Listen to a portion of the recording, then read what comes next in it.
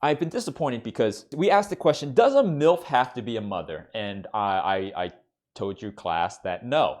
I think the conclusion we drew was that a MILF doesn't literally have to be a mother. Marissa Tomei, the actress who plays Tom Holland's Spider-Man's Aunt May. I thought it was clear. We did the readings, we went over it in class, but I guess some of the students were simply not paying attention. I had a lot of comments saying that Marissa Tomei, they said, "Professor, that's a cougar." And I appreciate the effort. I appreciate that the cogs are turning, but there's just something you're not quite grasping. Very good. It's very similar to like, a square is a rectangle, but a rectangle isn't a square. Parallelogram? I don't know. It's something like that. A square is a parallelogram. Rectangle is a parallelogram, but a rectangle is not a square. So, from Urban Dictionary, a cougar is an older, experienced woman who happens to find herself in a relationship, committed or not, with a younger man. I think is the most basic explanation. Going further, she's not necessarily desperate. She offers expertise and is open to new experiences. She simply wants to have fun. Though older, she may actually look younger. Attractive, confident. She's not interested in drama or games, as that would interfere with the pleasure she enjoys, from Urban Dictionary. A MILF is different. This is where we sort of get into the more abstract side of things. We talked about this idea of a MILF. Summarized by, someone might say just, she's MILFy. You know what I mean, class? And there's a difference between like someone who's overtly attractive and sexy and a MILF. What I don't like about people saying that my analysis of Marissa Tomei as a MILF is incorrect and that she is a cougar is because I think the main thing is that a cougar is looking for it.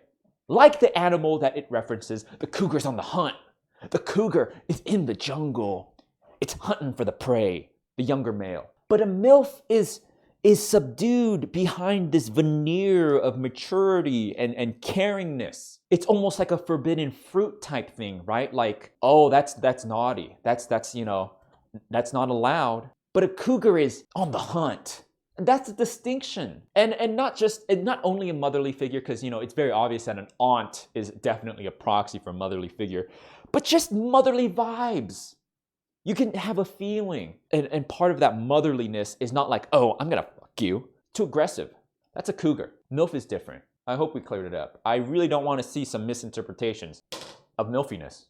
So I was very shocked at the number of students that had this misconception. So let's just make it clear. Also, I'm glad people are finding the lectures, mostly thanks to my groundbreaking. Basically, the Professor Lando Venn diagram of submissive and breedableness. This is going to be a more in-depth look in my submissive and breedable theorem. So this will be a preview into a future lecture, which is the thembology lecture, ancillary to the Fujoshi Yaoi lecture. It might stand alone based on how the curriculum is panning out. The submissive and breedable Venn diagram is my theorem, originally created when I worked in the thembology department, okay? And you know, some would say that I'm not proud, but some would say that our experiments on the femboys were maybe a little short of ethical. Some would say maybe a little unethical, and yes, but it was a different time.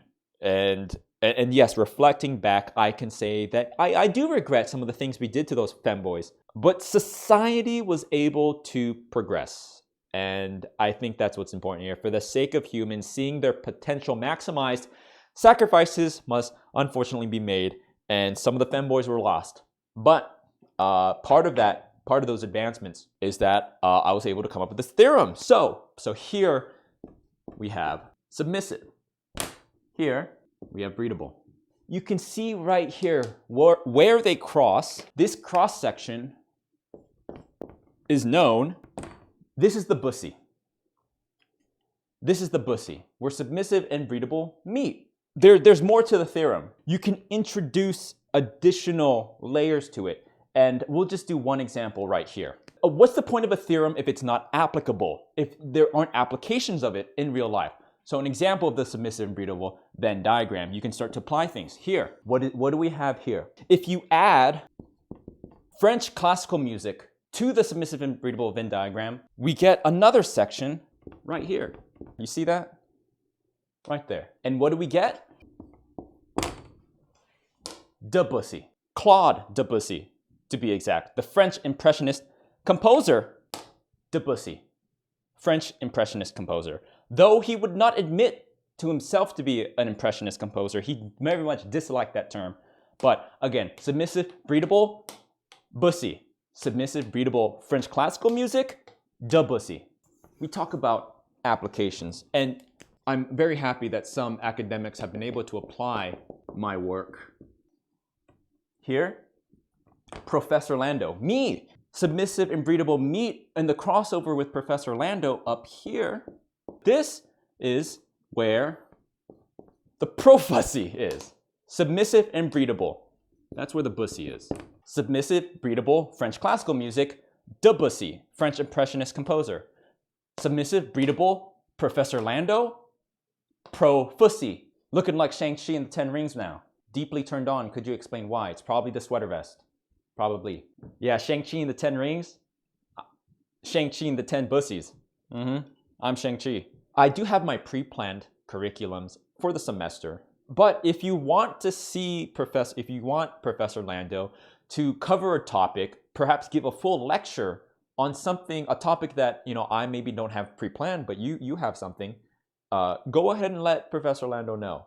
This wasn't in the original curriculum, but we got a comment on YouTube asking Professor Lando.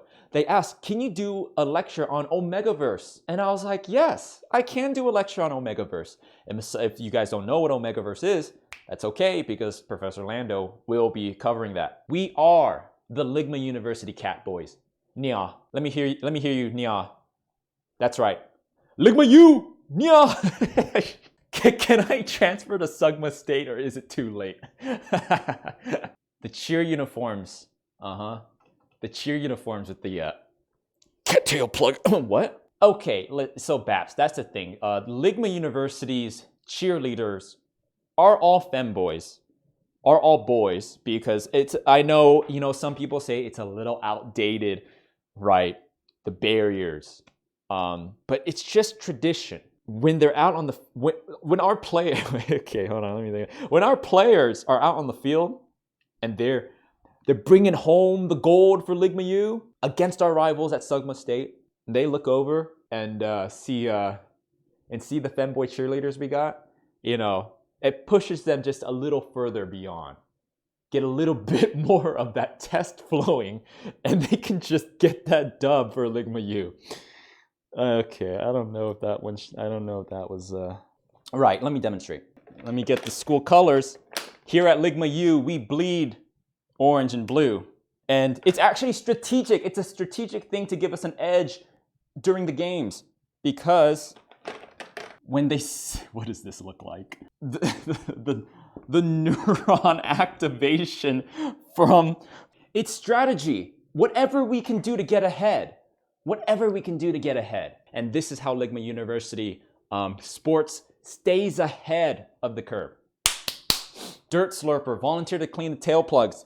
That's actually, you know, I don't mean to put you down, but it's very presumptuous to say you volunteer.